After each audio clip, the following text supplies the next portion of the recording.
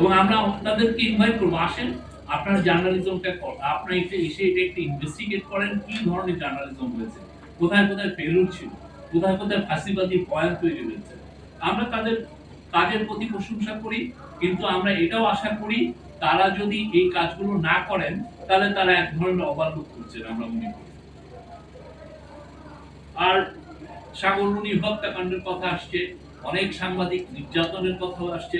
আপনি জানেন শফিক রেহমানের মতো লোককে 7 বছরের জেল দেওয়া হয়েছে। আপনারা কতগুলো সাংবাদিক সেই সময় এটা নিয়ে কথা বলেছেন, অনেকে তো ওনাকে নিয়ে অনেক বাজে বাজে কথাও বলেছেন, আমরা ফেসবুকে তখন দেখেছি। হ্যাঁ, এই বয়ানগুলো আমাদের জেনে রাখা উচিত কিভাবে হয়েছে।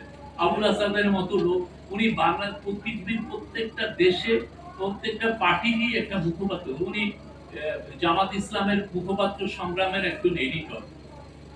জামাত ইসলামের সংগ্রামে তো অনেক পুরনো একটা পত্রিকা।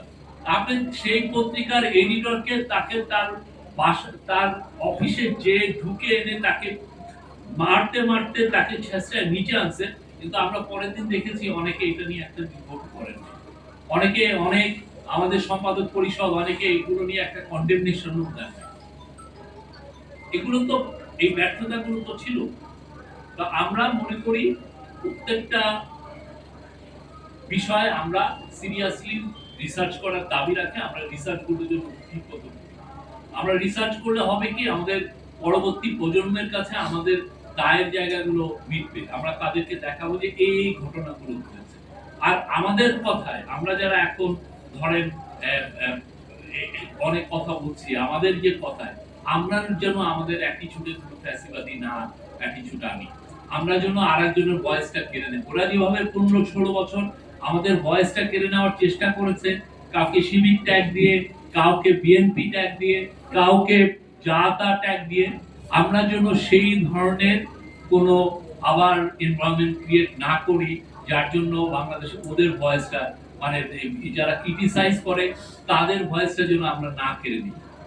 একটা সোসাইটি ফাংশন করে তার বহু ভয়েসের দ্বারা, আমরা প্রত্যেকটা ভয়েসকে ওয়েলকাম করি, প্রত্যেকটা ভয়েস বাংলাদেশে জারি থাকুক, এবং আমরা যেন প্রত্যেকটা ঘটনা, গত 15 বছরে অনেক ব্যর্থতা আমাদের, অনেক ধরনের ফ্যাসিবাদী বয়ান তৈরি হয়েছে, প্রত্যেকটা ঘটনার জন্য আমরা ফিরে ফিরে যাই, দেখি, ইনভেস্টিগেট করি, তাহলে আমাদের রিয়াল কাজটা হবে। এবং আমি সবাইকে, আমাদের যারা সাংবাদিক সাংবাদিকতা নিয়ে কাজ করছে, যারা ইউনিভার্সিটিতে এটা নিয়ে রিসার্চ করছে, যারা বাংলাদেশের সাংবাদিকতার গ্রুপ আছে, তাদেরকে আমরা বলবো যে প্লিজ আপনারা গত 15-16 বছরে শেখ হাসিনা রেজিমে কি ধরনের জার্নালিজম হয়েছে আপনারা ইনভেস্টিগেট করেন।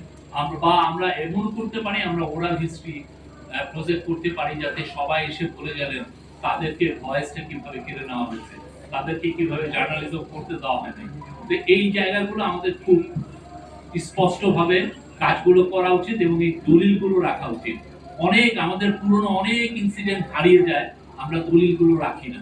আমরা এখন কথাগুলো বলছি, পরের দিনে 20-30 10-15 মাস পরে হয়তো এই কথাগুলো আমরা আর বলবো না। ফ্যাসিবাদী রেজিমের অনেক কিছু আমরা ভুলে যাব, কিন্তু এইটা যেন আমরা না ভুলি, প্রত্যেকটা ইনসিডেন্ট আমরা যেন লিপিবদ্ধ করি।